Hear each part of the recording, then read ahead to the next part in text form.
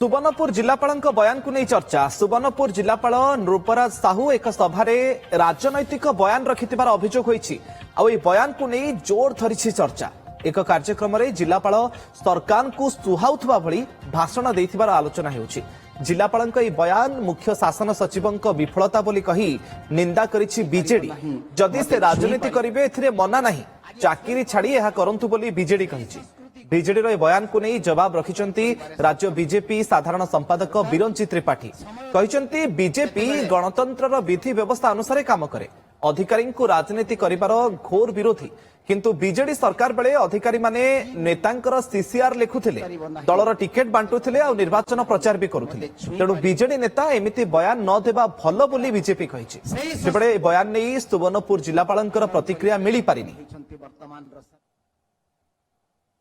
सरकार समय थिला जते बेले ये संस्कृति रे भी शासक थिले जते बेले touch me not, speak me not, see me not, मते देखि परिबो नाही, मते कथाई परिबो नाही, मते छुई परिबो नाही।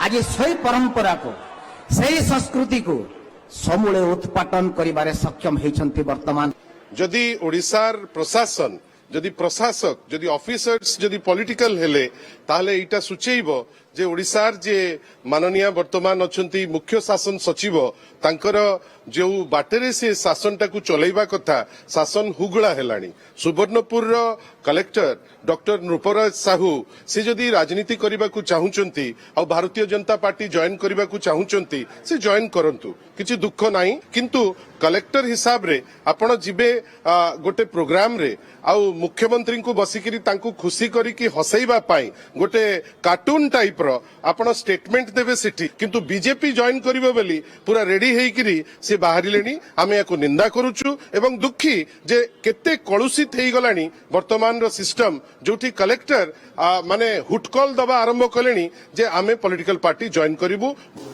देखंतु भारतीय जनता पार्टी गणतंत्र उपरे, गणतंत्र की विधि व्यवस्था उपरे भरोसा रखी कार्य करुथा एक राजनीतिक दल। बिजु जनता दल सरकार या पूर्व आम देखीचु